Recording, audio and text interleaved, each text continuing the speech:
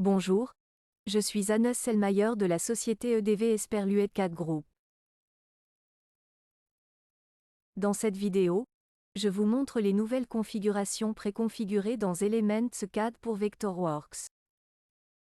Si je double-clique sur une armoire, nous avons maintenant un nouveau paramètre ou un nouvel onglet de configuration.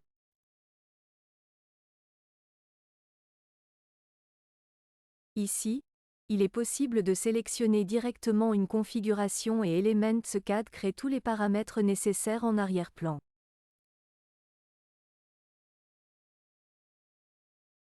Nous voyons ici une armoire préconfigurée avec une porte et un segment vide au-dessus. Je souhaite maintenant ajouter des tiroirs intérieurs ici. Pour cela, je vais générer de l'aide. Je clique simplement dessus pour les deux segments, et maintenant, au milieu en bas, je vais générer ces tiroirs intérieurs. Je veux les créer avec un angle d'ouverture de 60 degrés ou 60%, et je clique simplement sur OK.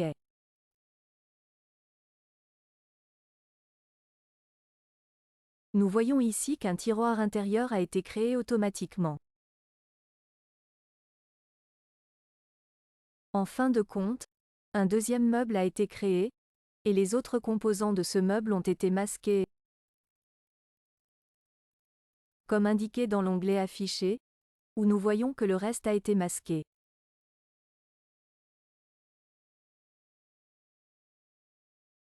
Nous avons la possibilité ici de simplement dire « vide » pour la conception de la façade du meuble, ou dans ce segment de la façade, nous disons « vide » et ajoutons les tiroirs correspondants pour que le meuble ait également une façade.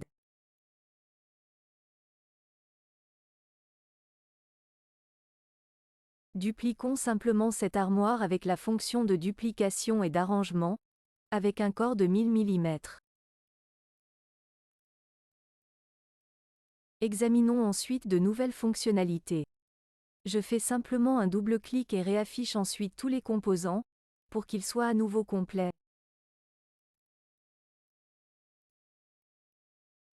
Nous réglons également l'épaisseur de la façade à 19 et examinons maintenant une configuration pour les côtés doubles.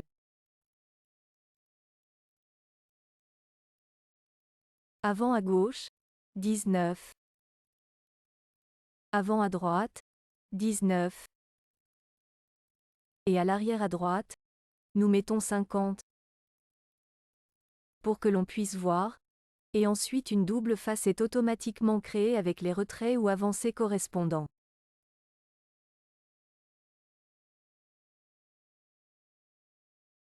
Ici, on voit automatiquement les doubles côtés générés avec les décalages appropriés. Nous avons ensuite d'autres configurations pour les coquilles de poignée, par exemple, que nous voulons ici avec les configurations de façade sans poignée.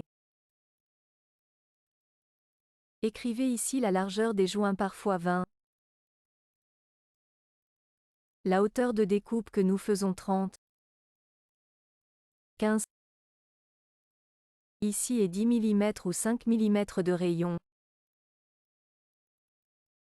Puis des découpes correspondantes ou des coquilles de poignée sont automatiquement créées ici.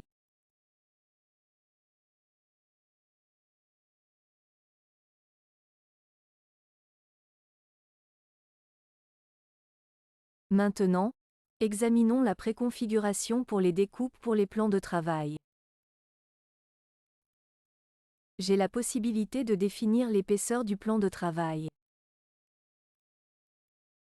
Je n'ai même pas besoin d'être déjà présent définir le débord avant gauche-droite, définir la distance. Vous pouvez le faire ici très bien avec la graphique. On peut même tirer la graphique. C'est assez sympa. Vous pouvez avoir des coins sauf les coins arrondis. On peut également définir ici des listelles en travers et nous obtenons immédiatement un meuble avec la découpe correspondante.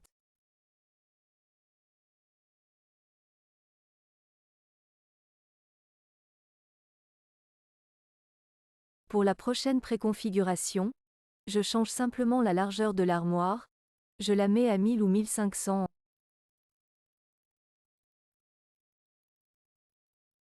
Je sélectionne ici 3 segments et également 3 segments en haut.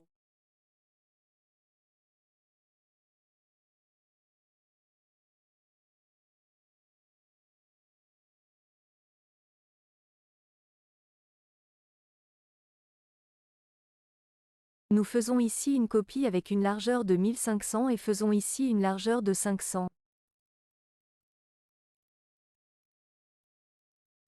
Peut définir nouveau, vide, et ici aussi, vide.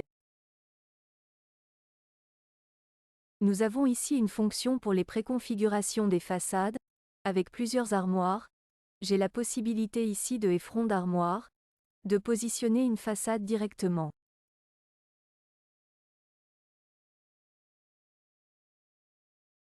C'est donc un nouvel objet intelligent qui est créé ici et cet objet peut être librement édité dans la palette d'informations par la suite.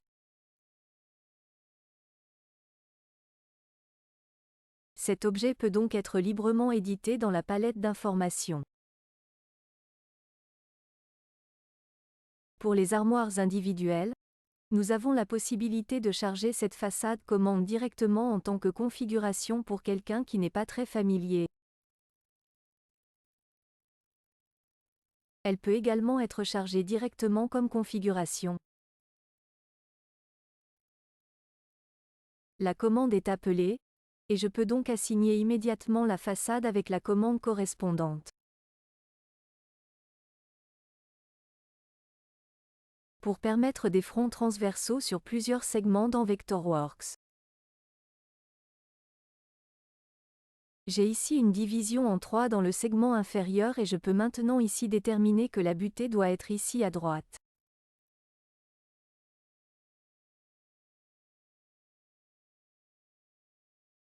Confirmez cela avec OK et obtient ainsi la modification de cette porte ou de ce tiroir qui peut s'étendre sur plusieurs segments.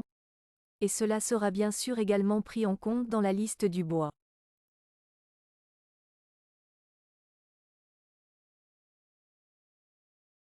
Une nouvelle fonction ou une nouvelle préconfiguration pour côté en montant permet désormais la possibilité de générer des montants et des côtés en une seule fois.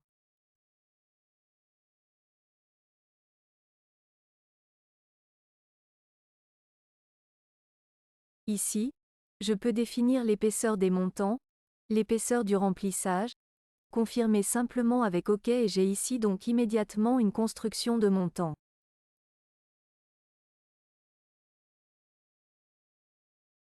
On pourrait abuser de tout cela pour masquer les faces latérales et générer une table. Ici, l'imagination n'a pas de limite. Révoquez cette configuration une fois et nous examinons une autre configuration. Dernier point, mais non des moindres, ici la possibilité de générer des tringles à vêtements. Nous obtenons maintenant la boîte de dialogue du modèle affiché, donc dans la boîte de dialogue du modèle. Les tringles à vêtements sont finalement définis car elles sont pertinentes pour les perçages.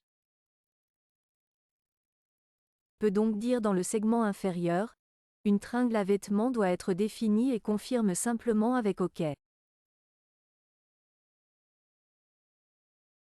Ici, nous pouvons bien sûr également assigner le modèle et si vous appliquez maintenant la vue au rayon X, alors nous voyons que ici une tringle à vêtements a été créée.